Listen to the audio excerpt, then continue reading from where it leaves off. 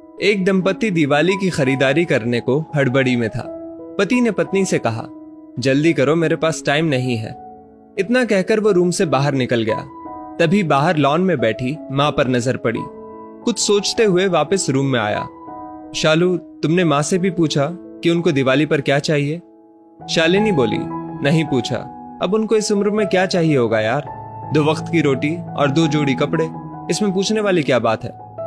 वो बात नहीं है शालू, माँ पहली बार दिवाली पर हमारे घर में रुकी हुई है, वरना तो हर बार गांव में ही रहती है, तो औपचारिकता के लिए ही पूछ लेती। अरे इतना ही माँ पर प्यार उमड़ रहा है तो खुद क्यों नहीं पूछ लेते?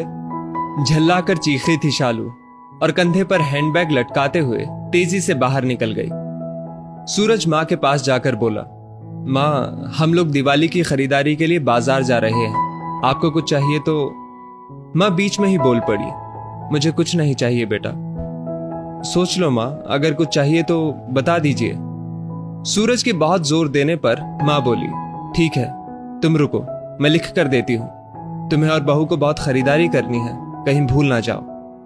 कहकर सूरज की माँ अपने कमरे में चली गई। कुछ देर बाद बाहर आई और लिस्ट सूरज को थमा दी। सूरज ड्राइविंग सीट पर बैठते हुए बोला, देखो शालू, माँ को भी कुछ चाहिए था पर बोल नहीं रही थी। मेरे जिद करने पर लिस्ट बना कर दी है। इंसान जब तक जिंदा रहता है रोटी और कपड़े के अलावा भी बहुत कुछ चाहिए होता है। अच्छा बाबा ठीक है, पर पहले मैं अपनी जरूरत का सारा सामान लूंगी, बाद में आप अपनी माँ की लिस्ट देखते रहना। कहकर कार से बाहर निकल गई। पूरी खरीदारी करने के बाद शालिनी बोली, अब मैं बहुत थक गई हूं, मैं कार में एसी चालू करके बैठती हूं, आप माँ जी का सामान देख लो। अरे शालू तुम भी रुको, फिर साथ चलते हैं, मुझे भी जल्दी है। देखता हूं माँ ने इस दिवाली क्या मंगवाया है। कहकर माँ की लिखी पर्ची जेब से निकालता है। बाप रे, इतनी लंबी लिस्ट, पता नहीं क्या क्या मंगवाया होगा। सूरज ने कहा, जरूर अपने गांव वाले छोटे बेटे के परिवार के लिए बहुत सारा सामान मंगवाया होगा। और बनो श्रवण कुमार। कहते हुए शालिनी गुस्से से सूरज की ओर देखने लगी, पर यह क्या? सूरज की आंखों में आंसू और लिस्ट पकड़े हुए हाथ सूखे पत्ते की तरह हिल रहा था। पूरा शरीर कांप रहा था। शालिनी बहुत घबरा गई। क्या हुआ? ऐसा क्या मांग लिया है तुम्हारी मां ने? कहकर सूरज के हाथ से पर्ची झपट ली। हैरान थी शालिनी भी, इतनी बड़ी पर्ची में बस चंद शब्द ही लिखे थे।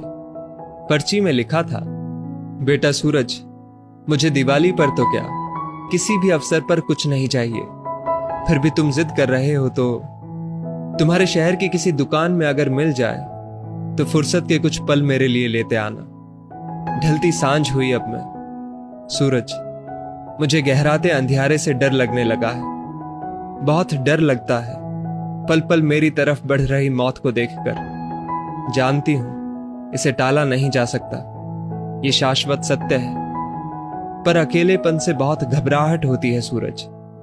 तो जब तक तुम्हारे घर पर हूं, कुछ पल बैठा कर मेरे पास, कुछ देर के लिए ही सही, बांट लिया कर मेरे बुढ़ापे का अकेलापन। बिन दीप जलाए ही रोशन हो जाएगी मेरे जीवन की सांझ।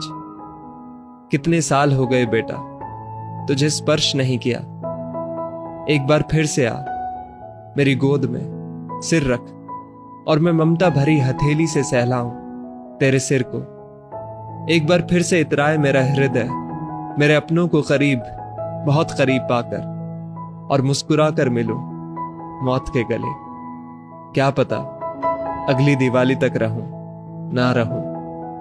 पर्ची की आखिरी लाइन पढ़ते पढ़ते शालिनी फपक फपक कर रो पड़ी। ऐसी ही होती है मां। दोस्तों, अपने घर के उन विशाल हृदय वाले लोग जिनको आप बूढ़े और बुढ़िया की श्रेणी में रखते हैं, वो आपके जीवन के कल्पतरु हैं। उनका यथोचित सम्मान और देखभाल करें।